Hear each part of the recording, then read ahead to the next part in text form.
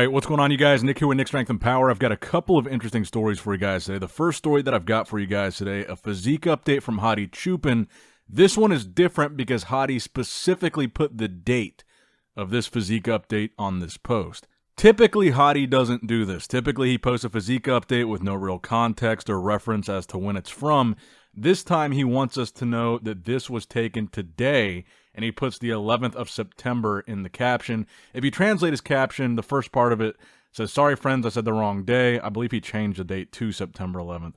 And then it said, spread it so that I don't see the Photoshop game of others. It is God's destiny, and I am real, and I don't understand cheating. I don't know what cheating is, and I don't need to cheat. So this is the second time now that he's posted a physique update making reference to Photoshop. And I don't actually know who he is specifically referencing here. I'm thinking of his main competition, Derek, Nick, Samson. You could throw Rami and Brandon in there, but they haven't really posted anything to even talk about a potential of Photoshop.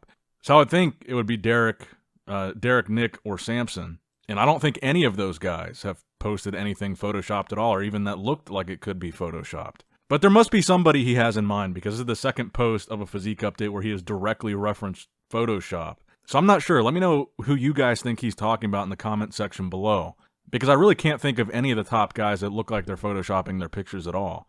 But as far as the actual physique update itself, I would argue this is the most impressive physique update of anybody that's kind of in the conversation for the first call-out top 5 or 6 at the Olympia. Conditioning-wise, I don't think anybody else is really on the level that Hadi is on in this video. Deep striations in his chest. Just, he looks granite hard, and here we are 8 weeks out from the Olympia. He looks incredible here. And I think if you think of all the physique updates that we've seen from all these guys, even Derek with Derek's really impressive back updates, I think Hadi is the hardest, the driest, the most conditioned, just really bringing what we're used to seeing from Hadi. And I think he's showing us here that we're going to see maybe even a better version of him than we saw at this year's Olympics. I honestly don't even think that the 2022 version of Hadi was the best that we'd seen. I think we had seen better. 2019, I think, was one of my favorite versions of Hadi conditioning-wise. But here, he looks incredible. And he does have the goon light working to his advantage, so that's another thing. But I'm impressed by what I'm seeing here, and I'm sure the other competitors are looking at this thinking maybe they got to step their game up, because Hadi, I think, is the most conditioned guy right now. At 8 weeks out from the Olympia. I don't think anybody else looks like this, and we know that Hadi is very consistent with this. This is not something that's new for him, so I think he's showing us it's going to be the same story this year. You're going to have to beat his conditioning, and that's not an easy thing to do. If you're going to have to dethrone the champion, you got to beat or look like this level of conditioning, which is not something that appears to be very easy. Now, in addition to this update from Hadi, we got an update from Derek Lunsford as well. So both of the top 2 guys at the Olympia last year have been posting really recent, really impressive physique updates. Derek showing off his legs, which are just mind-blowing. The improvements that he's been able to make to his lower body over the years. We've talked about this before, but looking at these updates, it is pretty impressive. The size of his legs compared to just 2 or 3 years ago, they're really one of his strongest body parts now next to his back. And I can't say enough how impressive it is what Derek has been able to do with his lower body. And I think we're going to look at what he's able to do at the Olympia this year. Having taken the entire previous year off, not doing the Arnold Classic, not doing any shows in between, I think we're going to see some pretty dramatic improvements from Derek at this year's Olympia. And I don't see any Photoshop in this picture. And if you go to Derek's other post, even more recently, he posted a video of his legs looking just as big and crazy as they look in the picture. So I don't think it's Derek that Hadi's talking about. But Derek, I think, is going to be as shocking as his physique was last year. I think a lot of people saw him walk out on stage and hit that front relax, and they were impressed by the V-taper that he had, and just seeing how he looked last year shocked a lot of people. I think he's going to bring a similar shock factor this year, being a guy that came from 212. He looks to me like he has put on some really quality size by taking this year off, even more so than he was able to do last year, because I think we need to reiterate that last year he only knew for about half a year that he was doing the Open Olympia instead of 212. So not only did he only prep for the Open Olympia for maybe 6 months, he didn't really take advantage of that part of the year that he could have been growing into Open, because he didn't know if he was going to still try to cut down to 212. So this year, he's had a full focus on Open for a full year, growing, improving, and focusing on not being a 212 guy. He's not worried about having to make that weight cap. And I think we're going to see something even more impressive than we saw last year. And he's definitely not going to make it easy for Hadi. But as we saw in the previous video, Hadi's not making it easy for him by any stretch of the imagination. I would honestly be surprised if this year's top 2 was not Derek and Hadi again. And I'm sure Hani Rambod is somewhere smiling listening to that because he coaches both of them, and they both, I think, have the most impressive updates so far. Now, next up in the news, we've got the full competitor list now for this weekend's Europa Pro, the European Championships. Obviously, we just had the show in Italy, the Flex Pro weekend, which Nathan D'Asha won. And this lineup looks to be just as impressive. I think there's even more competitors here. Looks like there's 24 competitors on this list, and it looks like everybody that placed within the top 5 at the Italy show is doing this show or is on this list except for Blessing. So you've got Khaled Al-Kazam, Ali Jalil Nasser Al-Zaraki, Nathan D'Asha, Giovanni Azpatia, Simone Bassinelli, Andrea Bolzani, Tim Budashim. Robert Bernica is doing this show. We just saw him compete at the Masters Olympia. Now he's doing an open show, which I think is pretty cool. Vladimir Bayruk, Mike Ciesla, Roman Fritz, who was in the top 3 at the last show. Regan Grimes, who was runner-up at the last show. Mark Joyce, Theo Laguerre, who we just saw at the last show. Pablo Lopez, Mikhail Maslov, Artem Pakhniuk, Dennis Reinhold, Vicente Santamaria, Bruno Oliveira Santos, Thomas Tabasiar, Antonio Valero Tunenberg, Jan Turek, and Liang Yan, who was just 4th place at the Italy show. He was kind of the dark horse there, and he wound up beating out Blessing Awodabu.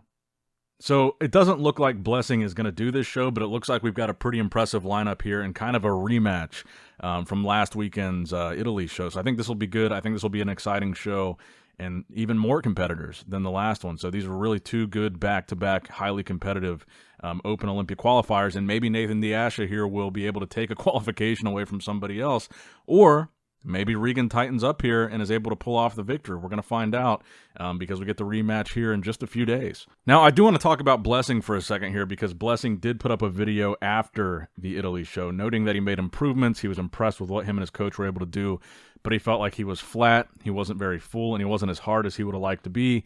And he says he's going back to the drawing board, and he wants to have a very long, productive, healthy offseason before he competes again to make the right improvements and make the right changes and just really have something that he feels he's never had a long enough or productive enough offseason. So he's going to be taking time off to do that, and that's the reason why I don't think he's going to do this show. Obviously, he's not on the list, but it seems like based on the video that he posted, that offseason is starting now. And he also did acknowledge the $5,000 bet that he had with Regan Grimes, and he said that he already talked to Regan about it backstage. So I'm assuming that means he already made good on that bet because obviously him and Regan, the bet was who's going to place higher. Clearly, Regan placed higher, so therefore Blessing would have to pay Regan the $5,000. Which, again, I'm assuming he did, but he said at the end of his video, ask Regan about it or something to that effect. So based on that video, it sounded like he did make good on that promise. Now, next up in the news, we did get the first physique update from Chris Bumstead during this Olympia prep. This has been a very quiet prep for him. He put up a post a little bit ago saying that it was a very difficult prep for him, and the start of it was very difficult. And we hadn't seen any physique updates from Chris so far for this year's Olympia. This is the first one that we've gotten. It's a black and white physique update, and I think the main comment, based on what I was reading in the comments of this post, was how big Chris looks in this update. Now, Chris will be able to benefit from the weight increase, just not as much as the other guys like Rough Diesel. The taller guys got a slight increase, and the shorter guys got a pretty significant one. So he will be able to be heavier also at this year's Olympia, so that could be why people think he looks bigger here, because it's possible he is, and he's planning on coming in bigger. And it's hard to tell a whole lot from this picture because the exposure's not great. Obviously, it's in black and white. His physique is kind of washed out. It's kind of hard to see. But to me, that was my takeaway too, is Chris looks pretty big here and pretty impressive. And I don't think looking at this update, anybody is really betting against Chris right now. I think a lot of people think he's going to win 5. This will be his 5th Classic Physique victory if he does win this year. But Ramon Dino and Urs Kausinski and even Terrence Ruffin, they're still hot on his heels. And I don't think it's going to be easy for him to keep fending them off. Now, next up in the news, Justin Rodriguez confirmed that he will be back in action this season, trying to get to the Olympia stage, competing at the Legion Sports Festival, so he's 4 weeks out. A pretty impressive physique update. We haven't seen him compete in a while. He was really giving his body a break because the last season, he was competing at like half the shows, back to back to back, constantly prepping, constantly competing, and I think the end result was kind of his body just getting tired and not really giving the look that he wanted to. But he looks pretty impressive here. He looks pretty full. I think that side chest is a really good pose for him. And I'm excited to see him back in action, back on stage, and see if he can qualify for the Olympia this year. But I have a feeling that Legion is going to turn out to be a pretty impressive lineup. Another guy that is doing the Legion Sports Festival, or would at least have to based on his plan, is GoodVito. And GoodVito posted another brief posing video today and a front double bicep update. But he said his goal is to still try to get into the Olympia this year, try to qualify. And really, his only opportunity would be the Legion show. He says that his U.S. visa is good. He can travel to the States, but his European visa is not, so he was unable to make his pro debut in Italy as originally planned, and he can also not compete in Spain, which is where the European Championships is. So his only other option, really, if he's still going to follow that plan of trying to get to the Olympia this year, would also be Legion. So one of the guys that he's going to have to face there is going to be Justin Luis Rodriguez. Now, honestly, part of me is kind of pessimistic that we're going to see GoodVito on stage this year or try to qualify for the Olympia this year. I have a feeling that there's a chance we don't see him compete in Legion, but like I said, if that is his plan and he still follows that plan, that would really be his only option. But I think there's a chance that we still might not see him there, and he might just go back to the drawing board for next year. Now, the final story that I have for you guys today is unfortunately another very sad one. Another pro bodybuilder has passed away. Neil Currey, pro classic physique competitor, passed away today at the age of 34 years old. He won some pretty important shows, including the New York Pro in classic physique. He was known for his conditioning. He was always really hard, really conditioned. And what's being reported right now is that the cause of death was that he took his own life. I don't have any further details than that. I don't want to speculate on it, but very unfortunate loss. Very young guy, very talented classic physique competitor. And honestly, he was one of the best, especially when it came to conditioning. He was a really, really competitive classic physique guy. So rest in peace to Neil Currey. Now that's going to wrap it up for the video, guys. I hope you did, in fact, enjoy it.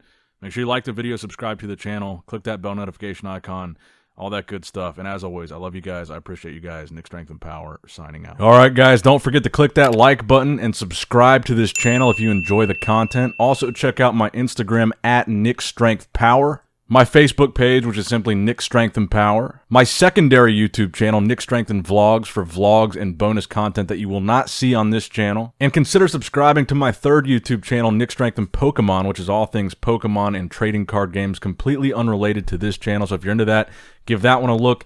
And all links to merchandise and social media will be in the description box below. If you guys want a Nick Strength and Power t-shirt, that will be in the Shopify link below. Have a great day.